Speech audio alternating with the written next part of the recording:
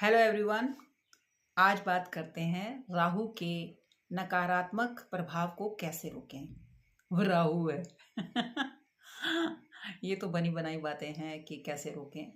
कोई कुछ नहीं रोक सकता। प्लेनेट को भी एक रोल मिला हुआ है कि जाइए और कर्मों का दंड देकर आइए।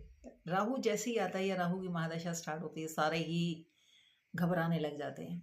अब वो ज़्यादा घबराएगा जिसने गलत किया है।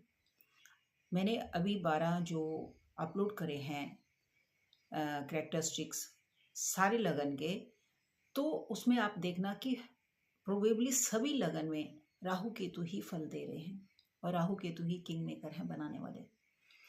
तो अगर आपने अच्छा किया है तो आपको डरने की कोई ज़रूरत नहीं है। अगर आपने बुरा किया है तो पनिशमेंट तो मिलेगी। मान लीजिए आप कोई गलती करते हैं, आपके मम्मी पापा क्या आपको डांटते नहीं है? अगर आप स्कूल में जाते कोई गलती करते तो क्या आपको टीचर डांटते नहीं है? इसी तरह प्लेनेट है, ये सारे प्लेनेट किसके कहने पर काम कर रहे हैं? काल, महाकाल, शिव के कहने पर। और शिव ने सबकी ड्यूटी लगा रखी है, जैसा कर्म वैसा दंड देते जाओ।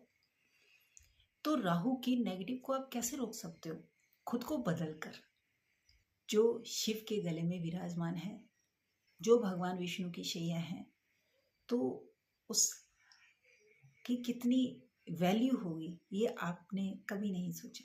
और एक सिर्फ राहु ही ऐसा था जिसको ये दृष्टि मिली कि वो देख पाए ये भगवान विष्णु है या मोहिनी रूप है। तो जिसके पास इतनी यूनिक क्वालिटी हो, उसका नकारात्मक प्रभाव आप पर क्यों पड़ेगा? क्योंकि आपने गलती करी है। लगन में जिसके भी राहु होगा तो क्या होगा? जो भी होगा अनएक्सपेक्टेड होगा, लेकिन हमें पता नहीं नक्षत्र कौन सा। 11th लॉर्ड में राहु अनएक्सपेक्टेड देता है। इसके लिए मैंने काफ़ी एग्जाम्पल आपको दे रखी है। पुतिन का है, लता जी का था, और सुंदर पिचे का है, और भी हैं काफ़ी। तो राहु मार्स जिसका भी आ जाएगा अनएक्सपेक्टेड। लेकिन पनिशमेंट से बचने के लिए अपने कर्मों को आप लोग अच्छा करें। राहु केतु क्या है? वासुकी नाग। जब कर्म मंथन होना था तो वासुकी नाग को ही ले गया। ये नहीं कि जैसे ही मंथन शुरू हुआ तो परोस कर चीज बाहर निकल आई। सबसे पहले पॉइजन ही आया। आप में है वो ताकत पॉइजन पीने की? भागते हो जेमस्टोन पहन ले, भागते हो राहु की पूजा करा लेते हैं, भागते हो नहीं ये बंदा मेरा काम कर देगा, नहीं ये बंदा मेरा काम कर देगा, बंदों को ढूंढते रहते हो, बस सत्य नहीं सुनना। जिसकी भी राहु की महादशा लग जाएगी ना तो बस वैसे घबराता है, पता नहीं क्या होगा। अगर राहु अच्छा नहीं है तो वो 6 हाउस में है। अगर 11th के साथ कंजंक्ट है तो क्या होगा? अनयूजुअल बीमारी देके आपको रिकवरी करा देगा। राहु अगर 12th हाउस में है, 12th क्या है? आपका सबकॉन्शियस माइंड है। किसने कहा आपको? राहु किसका कोलॉर्ड है? शनि का कोलॉर्ड है। तो जो भी अकल्ट साइंस का मजाक बनाता है, जो अंधेरे में दूसरों को लूटता है, ये यहाँ पर राहु उसको पनिशमेंट देता है। 8th हाउस में राहु क्यों नहीं अच्छा माना गया? क्योंकि ये पब्लिक का घर है, यहाँ से पैसा आना चाहिए लेकिन पैसा नहीं आता, उल्टा पब्लिक पैसा खा जाती है। 3rd हाउस में राहु को क्यों नहीं अच्छा माना गया? मैं सब 3, 6, 8, 12 ही लूंगी। 3rd हाउस में राहु क्या है? डिटेक्ट करता है केतु 9th हाउस में। यानी उसके हाथों में स्किल तो होगा कमाने का, लेकिन वो स्किल कितने का है?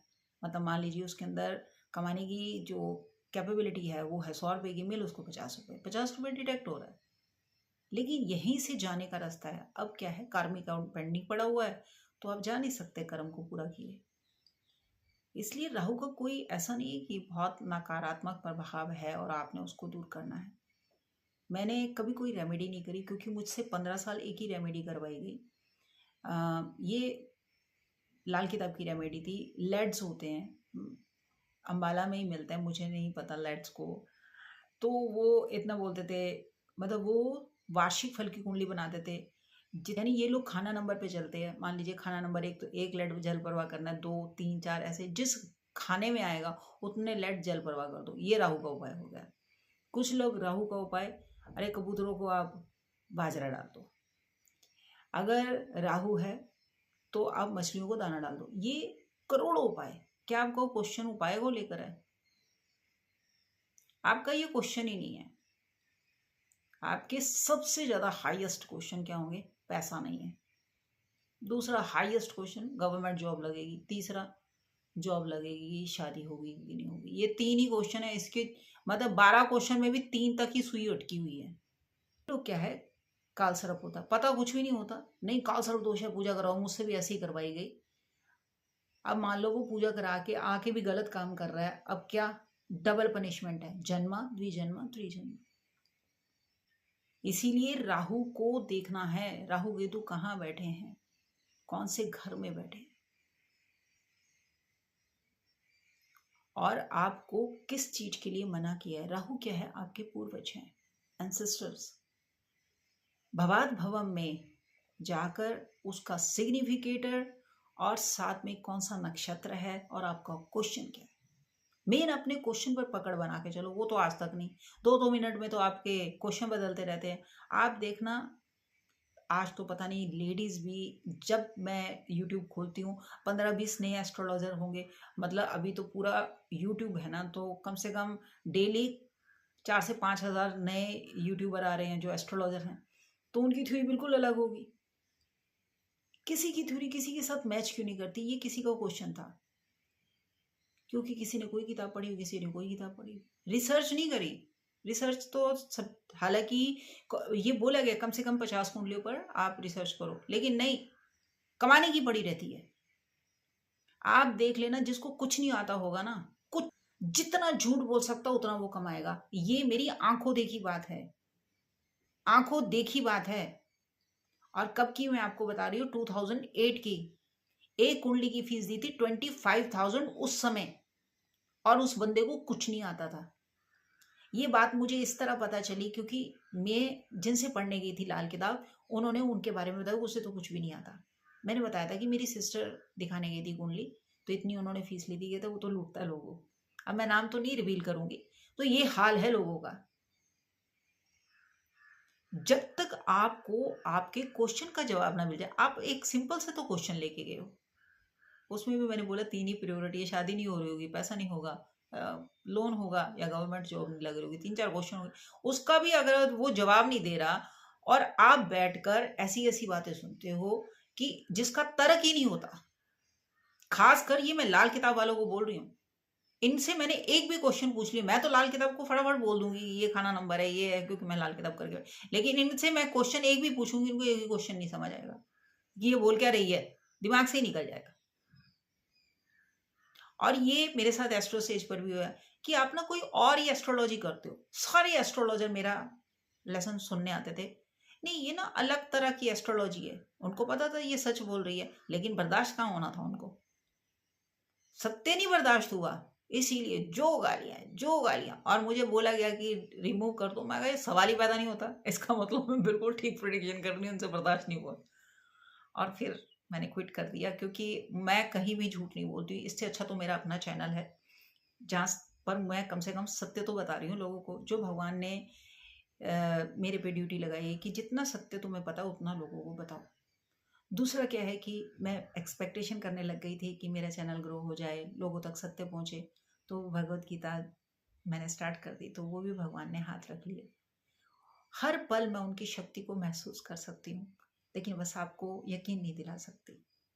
और इसी शक्ति के सहारे मैं आगे बढ़ रही हूँ कि हर रोज़ मेरा मन करता है मैं चैनल बंद कर दूँ। चैनल चलाना आसान काम नहीं है, कंटेंट रेडी करना पड़ता है, एक लेडी के लिए तो बहुत मुश्किल है। लेकिन फिर मुझे, जब मैंने भगवत गीता पढ़ी कि अपने कर्म पर ध्यान दो, जब जो करना होगा मैं खुद देख लूँगा, तो इसीलिए भगवान ही कर्म देखते हैं। अगर मेरे कर्म अच्छे हैं, और मेरे मन में बस एक ख्वाहिश थी कि जाने से पहले लोगों को ये बता दूं कि एस्ट्रोलॉजी तो सत्य है। और मुझे तो उन लोगों ने भी प्रमोट नहीं करा जो मुझसे कुंडली दिखा के गए हैं, जबकि अथाह विश्वास है, लेकिन बताएंगे नहीं, इतना डरते हैं कुछ कहने की हद नहीं। कभी मेरी वीडियो नहीं सुनेंगे। अपने बारे में पता चल गया, दूसरे के बारे में सुनने की क्या जरूरत है, छोड़ो, बड़े ये बेकार कंटेंट है। वहीं से उनकी कुंडली का भी डाउनफॉल शुरू हो जाता है।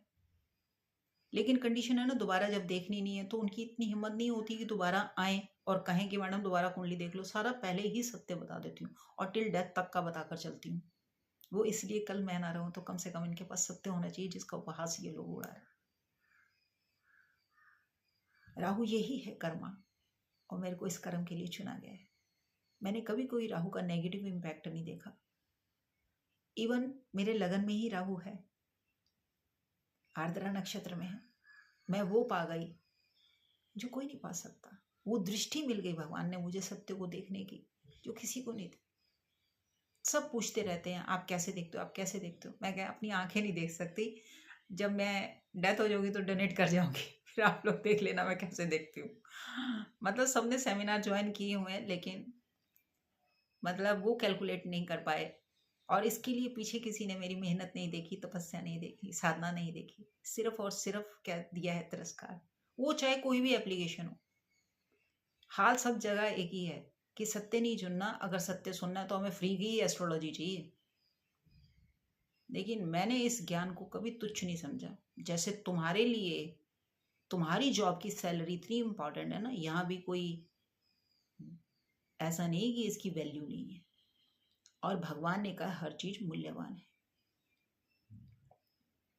इसीलिए राहु का आप कोई भी रेमेडी करना, कोई फल नहीं आएगा। बस ये है कि कोई बुरा कर्म मत करना।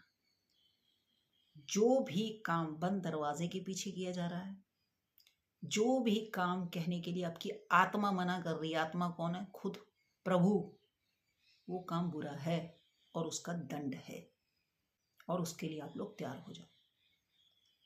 अगर राहु का प्रभाव को हटाना है तो आज से सुधर जाओ बस।